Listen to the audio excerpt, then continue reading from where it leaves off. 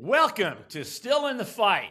Hey, if you wake up every morning fighting on behalf of your employees to have a great place to work and fighting for your customers to have a great place to shop, and if you're in that fight every single day, you're setting standards, you're solving problems, you're coaching your team, and pushing to get just a little bit better, then you're in the right place because we are right there with you.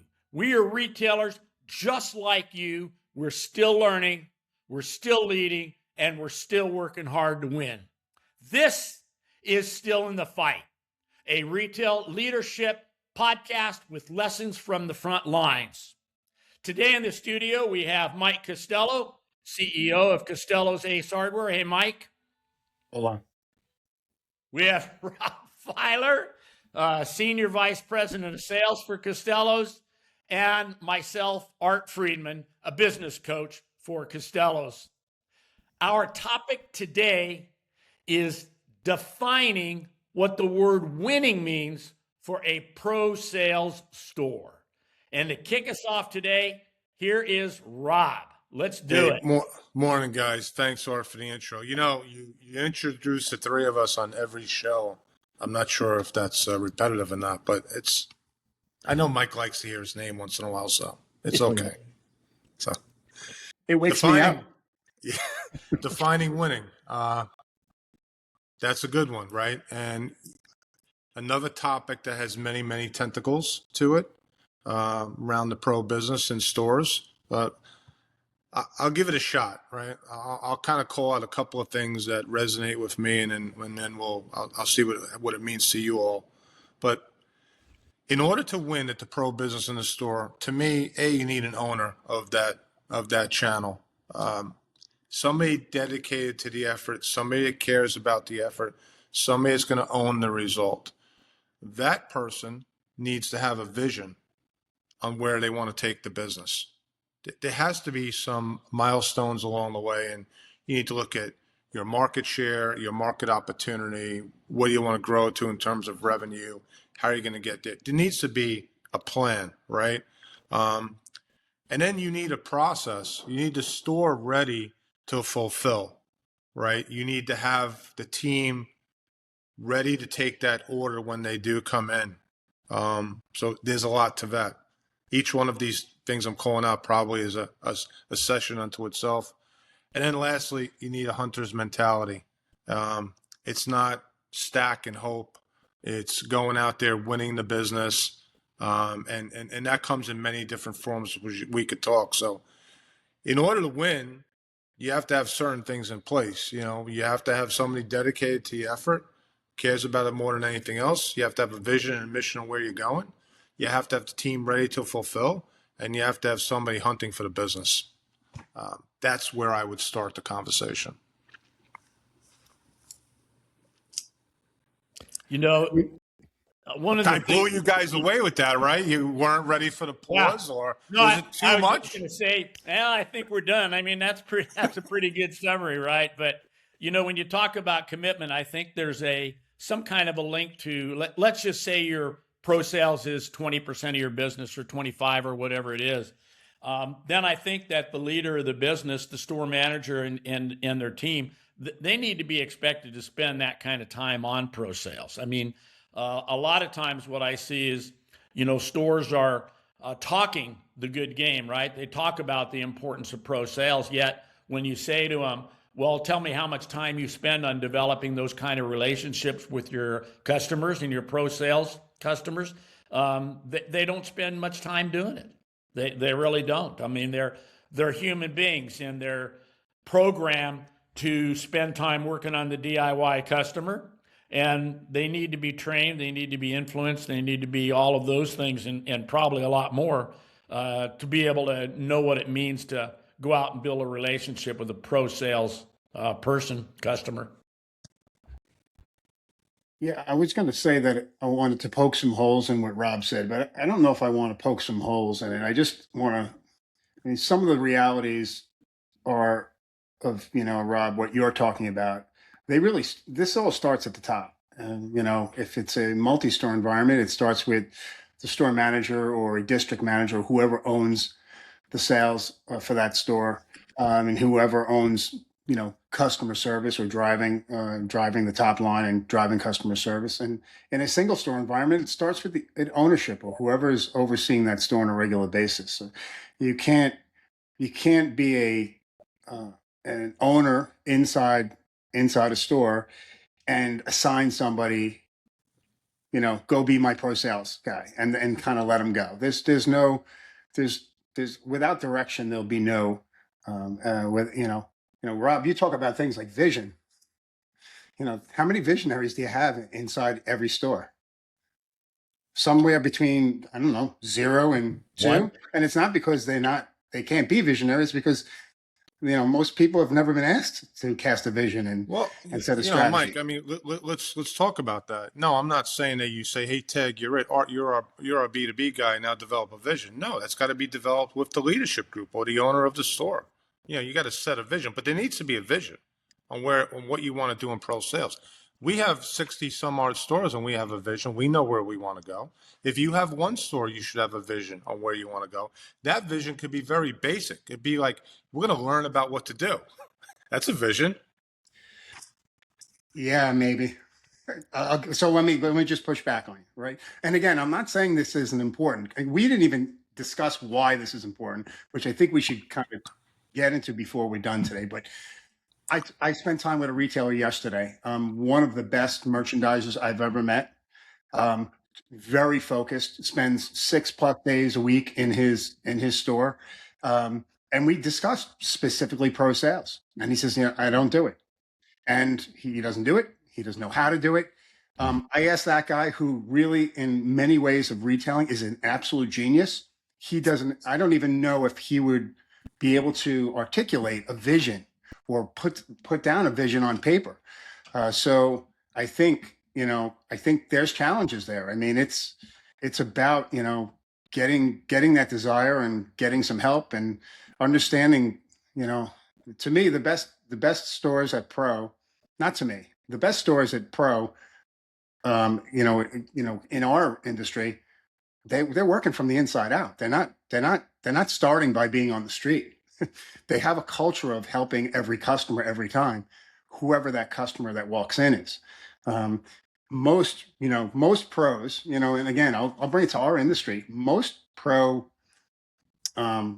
relationships that will shop and have shopped in hardware stores, they are on the road type of shoppers. So it's not hard to get them to come into the store. It's just a matter of changing patterns. Those relationships and that culture has to start from the inside. You mentioned the inside team, inside and outside sales, like inside having this desire and being seamlessly fulfilling sales. That comes from being part of those sales efforts too. I don't know if it's, I get the idea that one person owns it to cast the vision to kind of, but the team needs to be on it. Nobody can, once any employee in any store looks at a customer and says, yeah, but that's not my customer, or that's not the customer that I help, or that's somebody else's responsibility. That's when stores lose, because then it becomes, rampant in lots of situations. Come on, well, let's fight. Yeah, there's a lot there to unpack, right? And I agree with you 1,000%. It needs to come from the inside out. And Mike, you've worked in an environment where at the counter with your catalogs, you had an eye towards the commercial pro business. It starts there, right? But it also starts there with the team understanding that it's important, and then it grows from that. And that's all I'm saying. Listen, hey everyone, do not lead with outside sales. You need to lead with inside sales, of course, right? But you have to have an idea that you need to identify those pros. You need to know who they are. I'll debate you all day long about starting from the inside and just trying to convert people from passing your store and coming into your store. That would be nice to have that happen, to put a sign up that says, hey, we do pro sales, and then they're magically going to make a right turn into your parking lot rather than go Home Depot. That does not happen. That's not reality. The reality is that you need to find them and bring them back into the store. Could happen with reputation. Could happen with Well, the way you're it takes a handling your long time. customers, I right? think if you want to move the needle, this year, and you've never done it before, it's a heavy lift. But I mean, I think we'd all say the best again, in our industry, the best pro stores that we know, they don't even have necessarily an outside sales effort. Doesn't mean they never go outside, but they don't knock on doors. There's a lot of people out there that aren't knocking on doors that are doing 30%, 40% of their sales to pros. So, but those relationships and that reputation has been built over a long time, and it starts with, not saying no. Really, that's what it starts with. It's saying yes to every customer. But I mean, I want to just kind of take a half a step back, because we haven't discussed this in early. Like, why is it important? Does every retailer know? It seems like every retailer should know that selling to pros, in almost any business you're in, retail business, that it's an important part of your growth and sustainability. But I'm not sure if we've never covered that, or we haven't covered it yet. Why is it important? Well, I don't know, just to add to that, if you look at transaction counts, like even if you go back and you look at 2019, just before COVID, and look at your transaction counts, and then look at your transaction counts for 2025, and I would only ask you, what do you see? And then when you start to analyze it and start to recognize that getting customers to walk in the building is becoming more and more difficult, and probably won't be easier in the future. We'll always fight for it, but it won't be easier. Then you start to recognize, well, where am I going to gain back this lost business? And I think it would be hard to argue that there's any path to gain back some of that lost business that is a better opportunity than pro sales. I mean, I just think if you're going to sustain your business, I just don't think you have much choice, really. Well, it's a fact. There are less folks out there doing things for themselves, Yeah. and more taking the projects that they worked on. And again, it's not just our industry, but we can fix and repairs around the house. Repairing your own car. Doing stuff for yourself, mowing your own lawn. Right? These were things that were common for the masses 20 years ago. And slowly have all been kind of many have been farmed out, or a large percentage, to a pro customer. So now the pro is performing more of those traditional DIY tasks, which makes the pro the customer that's going to buy the supplies to get that job done. And if they're not shopping in the local hardware store where the DIYer used to get the products, then that store's not getting the sales. Yep. I think it's that simple. No, I see a lot of difference between stores that are committed to pro sales and stores that are not. And I can tell you, we would all be able to pick and choose those, right? But the thing that jumps out at me is when I'm working with a store manager that is actively engaged in pro sales, there's things that they do differently. They prepare themselves differently every day. And one of the things that they're doing is they're constantly talking to their pro sales guys. And if you say to them, tell me who your top 10 customers are, they'll know who they are.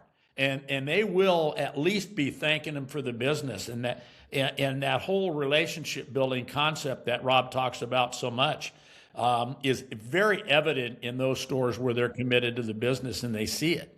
But what I see is that people that come out of an industry where pro sales was common, and I'm thinking of a guy that came out of the tire industry, that came out of selling tires to commercial businesses.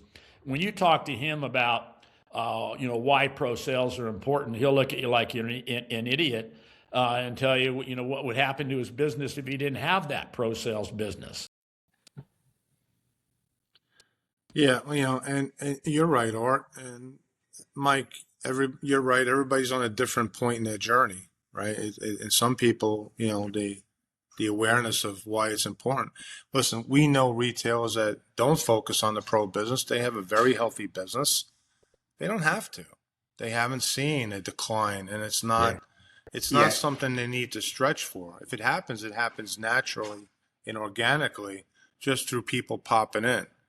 And then you have some people in the middle where they want to strive for more. They want more business, and they want to build some of that pro business up. And then you have others that they didn't even see the freight train coming, and they're gone.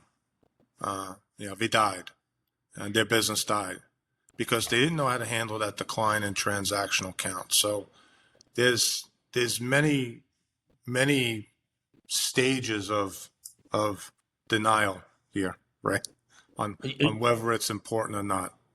It's a little frustrating to me sometimes, too. It's like if you take somebody that's committed to pro sales, and let's just set aside, they understand the importance of it, they understand the why, they understand what needs to be done, they understand all of that, and you take them out of their environment and you put them into a new environment, I guarantee you, you give them a little bit of time, and it will take a little bit of time, they will build that pro business up.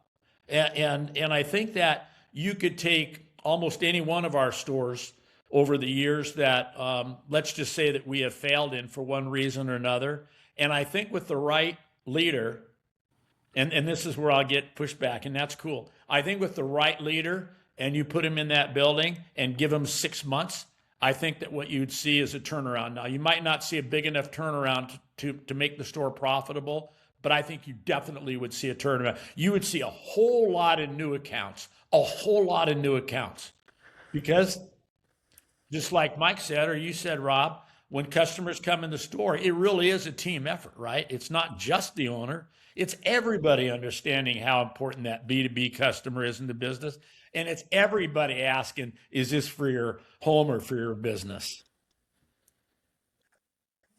I think that, and in a lot of ways, the B2B sale is easier than the DIY sale, and I mean, the customers tend to not need a lot of product knowledge help. They tend to know what they want or know what they need, or, so, it becomes more about uh, having the right quantities, giving the fast service, and then the additional services, whether that's delivery or keeping more on hand or some special pricing.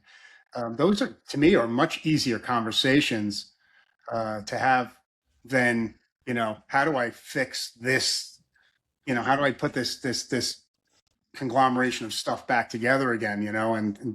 And it doesn't take really as much product knowledge to help a pro, right? Yeah. Think about a plumber coming into the store, right? All You're you not got going to to do teach is them have about. what he needs. You don't have to teach them. You don't have to teach him anything. You just have to have what they need. But I want to give you another example of what happens in a store where the manager understands it.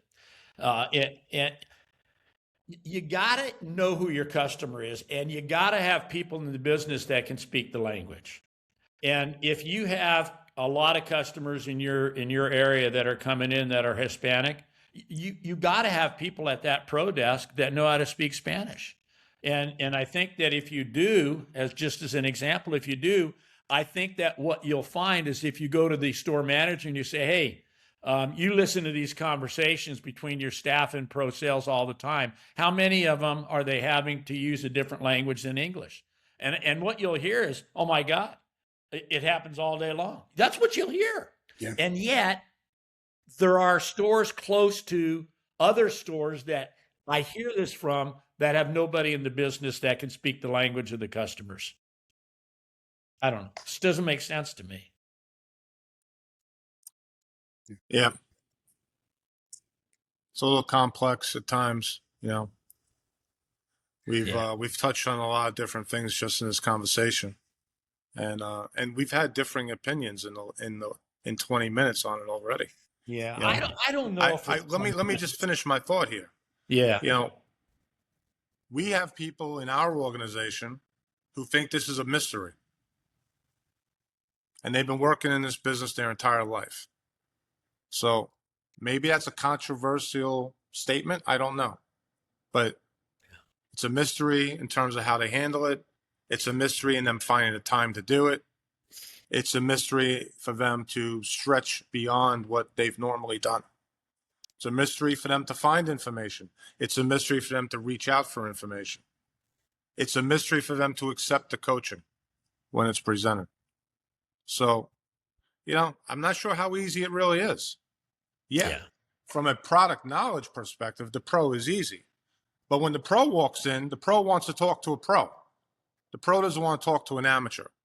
When the painter walks in, the painter doesn't want to talk to the person that just got trained on the machine. The painter wants to talk to a pro to pro. So I'm not sure it's that easy. Yeah. And that's funny because I would tell you, I'm not sure it's that complicated. To me, I look at it and I go, I'll tell you where I think the challenges are. And we've had challenges ramping up stores in our company for a decade, maybe not that. Well, it's probably been a decade now. And it's like, I think it's pretty clear. And I'll tell you where I think the problem is. I think the problem is that human beings fight change. And when you have a store manager that is DIY focused and they grew up in the business, and then you start talking to them about pro sales, I think they'll give you pushback. And unless they understand clearly that it's the direction of the company or the focus of the company, and it's not optional. And that's where we run into a problem. I think it's because some managers make decisions on things in the business that are important to the company, and they determine that they're optional, and then they don't do it. And then if the leadership in the company doesn't retrain them, re-educate them, set expectations, set standards, set priorities, all of those things, then I think it starts to fall apart. But is it being DIY focused, or is it more being task focused? Well, yeah, that's a good point. Sometimes I felt a lot over the years that we just didn't have the personalities, or we weren't attracting the personalities that could or wanted or had that desire to even, quite honestly, have extended conversations. Because I think that's where this comes from. You need somebody who's a little bit extroverted if you're going to be out there. I mean, can you imagine Rob Filer working inside a hardware store, being given a task list every day and having to get it done, and and keep a store stocked, and having limited small conversations with customers that walked up to him? He wouldn't stay in that business.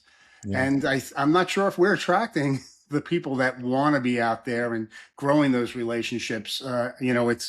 We're comfortable, I think, as retailers, hiring a certain type of person that's always been in there, that works task first, store readiness first, and then handles customers. Really driving pro sales is really working in the opposite way. And it doesn't mean you still have to be ready for business, but you really got to want to have those conversations. They got to drive you. Yeah. Yeah. And you're right, Mike. Absolutely. It's a tangential world, but it's a little different world. It's a little different thought process, and back to the journey of that store. If they're just getting started out and they're striving to move their business from 0% to 10%, they should be looking to spend 10 to 15% of their effort on that. It's not going to just happen without them doing that. If they're at 30% and they want to get to 40%, they probably should be spending half of their time talking about how to do that, right, as a percentage of their time, and find the time to keep the store ready for business and do all the things that a great retailer does. So it's a lot of balls to balance, but you need the commitment. The question we asked was, how do you win? How does a store win in pro sales? You have to be committed. And you have to learn, and you have to do some things that maybe you find naturally uncomfortable. But isn't that how we all grow? By being comfortable with being uncomfortable? Yeah. Like we did on this conversation a few minutes. That's right. It's like, we're getting into a debate here. I'm not sure we want to get too deep here on that. Rob's making me feel very uncomfortable. Yeah, I'm feeling really uncomfortable now. I'm calling HR. And I got on the show comfortable. I got my new jacket on. See that? I got my name on it. Nice. For those of you listening, you can see this on YouTube. You don't have to just listen. I don't know. Mike, share a story about Vinny. Share a story about Vinny's perception of that pro sales customer. Yeah. So for Vinny, I think it was very basic. It wasn't about a plan or a strategy. It was simply that desire to be of use or of assistance, of service to every single person he encountered. Uh, One thing that I will say about Vinny, he when he got out of the store, okay, and this is, I think there's a lot of, especially small, like single store and small chain owners, when he was out in the community, it wasn't to make a sale. He was out in the community. He was in Rotary. He was in the Chamber of Commerce. He was being of service to his community. That's what he was doing. And that's a place where a lot of those relationships, start, because you're working alongside the local business leaders that are, in your own community. And I think, that helps kind of support the business. But first, that's what I'd say. One is Vinny looked, at everybody, and tried to be of service, no matter if he was inside the store or out. And I saw that time and time again. Um, what, well, I have another thought, but I'll save it because I want to. If you guys want to kind of comment on this. See, now me on the other hand, I would never even approach Vinny's stratosphere in terms of being a good human being. When I go to a Chamber of Commerce meeting, all I see is pieces of meat ready to be carved up for business purposes. That's all I see. You just go there for the food. That's not true, Rob. I've seen you when you're jumping in just to see how you can help. I've seen you there. And you're also handing out a lot of cards. You're so quiet. Hey, you guys, it's getting late in the podcast. I think we're going to have to go around the room and do a wrap up. Who wants to kick it off? I'm going to introduce. I'll start it off, and I just want to introduce just maybe a little bit of a different thought here. I think that in the hardware business, in the traditionally DIY hardware business, we think that we give great service, and we think that service is comparative to our main competition. It is much better. We're so much better at the big boxes when it comes to, I'd say, creating relationships and treating our customers well, that we often say we are at the pinnacle. However, when you walk into a business that traditionally deals with the pro, whether that's a paint store, because we're in the paint store business, or a lumber yard, that level of relationship with those stores have with pros it's way in the stratosphere of what the traditional hardware store owner is. And so I think that's my takeaway. You got to treat your customers like your family and your friends. And, you must be calling them by their names. Like a customer that walks into your store once a week or once a month, you need to know who they are and what their name is. And as that familiarity is really what drives the relationship, that closeness. And those people who I think casually shop you, when they start getting recognized, and a lot of them are pro customers, you just need that family environment. And again, it sounds like, well, when you're dealing with pros, it's more stark, or it's more organized, or it's more regimented. In some ways it is, but it's all about the relationship. I feel like when the competition that we have in the pro business is similarly formidable as we have in the DIY business. There's a lot of deep pockets. There's a lot of technology out there. There's a lot of creating convenience.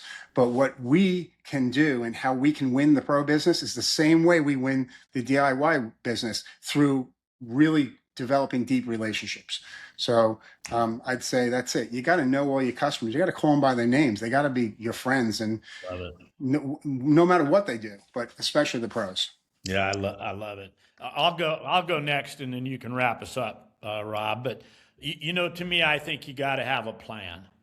you got to have a plan. In other words, that plan needs to include elements of what the store manager is going to do. It needs to include elements of what the pro sales champion is going to do. It needs to include elements of what everybody else in the store is going to do. It's a team effort. And then I think you need some goals, man. I mean, if you're going to be looking at customers that stop shopping with you, or looking at new customers, or trying to get new accounts, I just think there needs to be a lot of a lot of activity around attaining some goals, so at least you can get your team kicked off and headed in the right direction. And then for me, I think you got to keep score. And I think the way that we keep score through the P&Ls, but I think for B2B, we keep score by the percentage of the business, or we keep score by the number of new accounts, or we keep score by the number of calls that we make. But we got to keep score in some way, and we got to know whether we're winning or we're losing. Yeah. Yeah, agree with that. Both great points. I'll add and build on what each of you said, and just say, understand where you are, understand what your journey has gotten you to and where you are at that point. It starts from the inside out, and just build on it. Build on it with Art, to your point, more vision. Mike, to your point, with more people inside trained. Learn, train, build it up. Do set a big, hairy, audacious goal, because this is the type of business that you can do that in. And, but, grow incrementally and hit those milestones. It's a journey for sure. And there are people on many pieces of that journey. So keep learning, everyone. Sounds good. You guys, thanks a lot, man. We'll see you later. Yeah. Peace, man. Peace.